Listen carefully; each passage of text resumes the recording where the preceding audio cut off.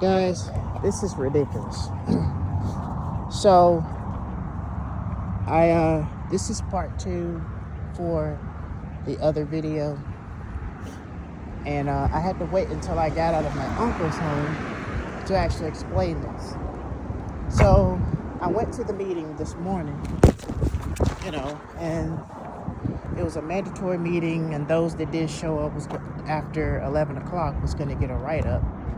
And I didn't even get a text or anything, stating that I was excused from the meeting or anything like that.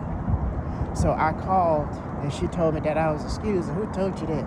I was like, well, somebody named blah, blah, blah told me, that it's mandatory and I needed to come. And was I going to make it? And she didn't want me to come. She was going to discuss everything over the phone, because of my driving, because of my difficulty of, getting to work and all. Because I keep having to spend more money on Uber than I am going to the job to make more money. So me and her, we spoke. I told her that my paycheck wasn't all that great. I kept getting $200 a paycheck, and it went up to $300, and then it went down and fluctuated all the way down. I told her I don't know what's going on. Now, mind you, this is coming from a guy that's about to be homeless, because my uncle's about to throw me out on the streets. I'm in a whole different state. I don't know anybody. I do not have no connections whatsoever. I do not have no friends whatsoever in this country, right? And I am being thrown out there with the wolves. I have no support, and I have to figure everything else on my own, which is ridiculous, right? So, anyway, so I was talking to her, and I told her that on the next application, are you able to give me more hours that I requested? She told me, well, I don't know, but we'll see. So I'm thinking, what do you mean about what you're going to see? About, behind her head. But she was showing me the computer of how the clock in and clock it out was like. And she was also showing me that, oh man, I forgot my uniform. I forgot my uniform. Oh well. Since I'm a janitor, there's no point in me wearing it anyway. I have to bring it next time. It's a vest that I'm supposed to be wearing to work, and I forgot it. And normally, you're supposed to wear it when you're at work, but with me working overnights, I don't think it really matters. So, as I was saying, I told her over the phone in the beginning that I want to work the hours. And my supervisor was hung up on, well, you told me that you couldn't work all the hours, right? And I'm just like, yeah, I told you at that time. Because I was overwhelmed and I didn't know how to work the hours and how to work around them with 2 jobs, which was a learning experience for me. However, I changed my mind, and I want those hours that you were planning on giving to me, okay? So I had one guy, but before I spoke with the supervisor, I was speaking, hold on guys, let me cross the street. But before I was able to speak with the supervisor, because she came in about 9 o'clock in the morning, I was speaking with the hiring manager. So the hiring manager was just throwing things like, well, you got to ask people, and made it sound like, well, the only way you're going to get more hours is you got to make yourself more valuable on these jobs. You got to, do x-ray, and because they really need people on x-ray, or you got to do things like other things, that makes you stand out and more, valuable and more needed in the company, which made it seem like, okay, so So you mean basically you're telling me that because I'm not making myself more valuable, in other words, because I don't do x-ray or other jobs that most regular everyday working people cannot do, then that means that I'm not going to get more hours. So I spoke with my supervisor, and I told her from the beginning on the phone that I want to work whatever hours that she throw at me. So then when I spoke with her about it, I told her my paycheck wasn't all that great. I told her how much I was getting. She was like, that can't be right. And let me check. And she said I got my pay. It was from the 16th to the 21, which is the way payday, payday kind of is like the pay period in between those days, the 16th and the 21st or something like that. So I was like, okay.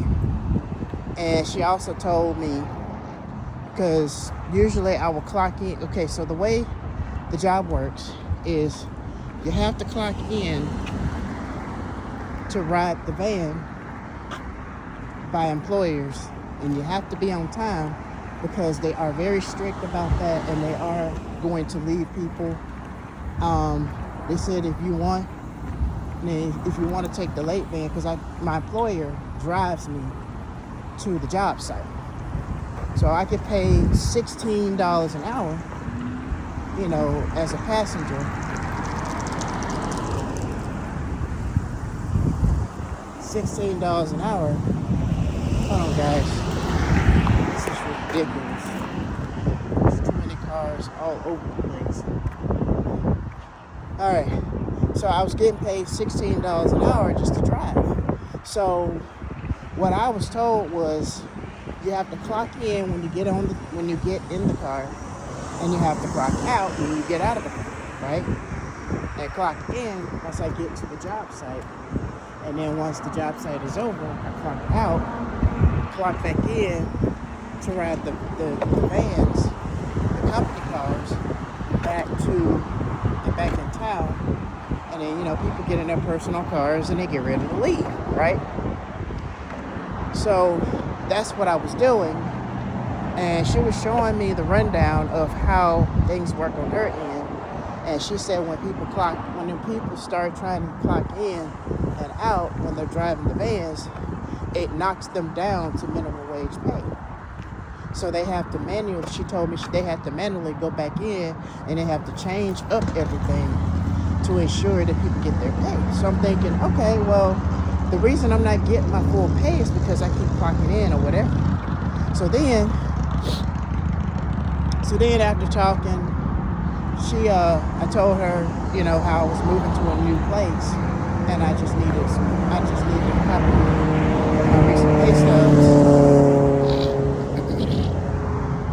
I only was told that, by the front desk, that I only needed a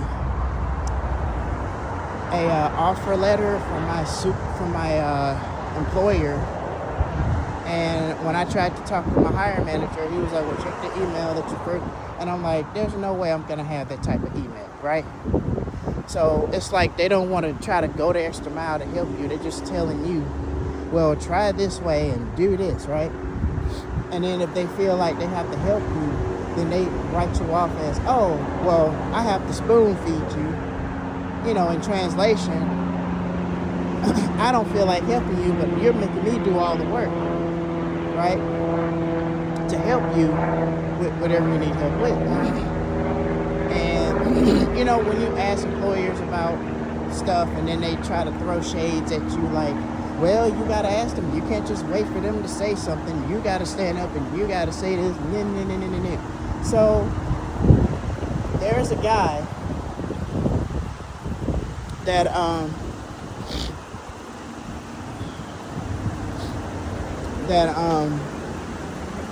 told me, I asked him, I said, are you X-ray certified? He told me no. He does access control, right?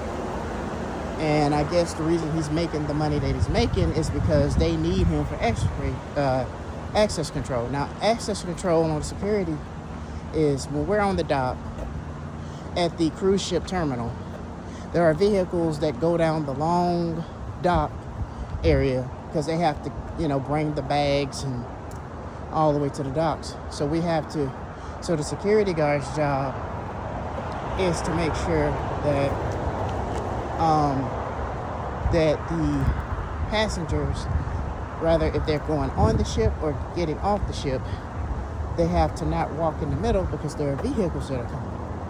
So, the security guards have to stop the passengers and fix it to where they're walking on the side to prevent any accidents from happening. So then after talking to my supervisor, I was like, yeah, hope I get the hours. Will you be able to give me the hours? She asked me about working overnights. I said, hey, I'll take the job. I really can use the hours. I told her a little bit about my situation, about how I'm trying to find a place, trying to make enough money so I can afford a place to stay, or else I'm going to be out on the streets, and I don't want that. Because I'm about to be homeless if I don't figure this out. And I have family that are not, well, if you want to call them family, they're not very supportive. So what ended up happening there is the fact that after I was talking to her about it, just to ensure that she was going to give me the hours, it was crickets in the background, guys. She just sat there and she was quiet when I asked her. So then, during the meeting, she was like, well, if you want to be, what did she say? She said, if you want to be certified, if you want to get more hours, you have to be certified as X-ray because that's something that we really, really need. So when I went and I asked her about it, she tried to flip it around and say, that's if you want to work the extra hours, but, rather if you are X-ray certified or not, as a security guard, you don't really need to be certified as X-ray just to be able to work the extra hours, right? Considering from the beginning of this job, she said she was going to give me the hours. So then when I spoke to her about it, she said, well, you said that when I spoke with you over the phone, you said that you're not going to be able to work those hours. I said, yeah, I said that at the time, but I changed my mind. I really need these hours, right? The reason I got a second job because I'm not getting paid the hours that I was being promised that I was going to get paid. And I know I said some things back then, but if I don't get these hours, I'm going to be thrown out. And I'm going to tell you, the supervisor blew me off. And it just felt like, okay, so this chick is not going to give me the hours. But yet she's asking me to take somebody else's spot, switching me out. This is insane. So, guys, I'm going to tell you, these jobs ain't worth it. If you're working a job like that, and if they're not giving me the hours, I'm done with this job. If I come back and I see another paycheck the way it is now, and there's another guy, he's not even X-ray certified or anything, but they're giving him more hours. He's making $2,000, and I'm not even getting the hours that I kept asking for, And the only thing the supervisor was so hung up on, well, you said that you couldn't do it. I did at the time because I was overwhelmed, but I still want the hours, and I changed my mind. So basically, there were crickets in the background, so I'm just assuming that she's just not going to give me the hours at this point. And you know how employers are, they're very conniving, and they don't try to help you out, but they try to make it seem like that they'll help you and whatever. So anyway, guys, this is it for this video. It's kind of going on too long. I'll be back with a part 2. Thank you guys for watching. This is Nick, signing out.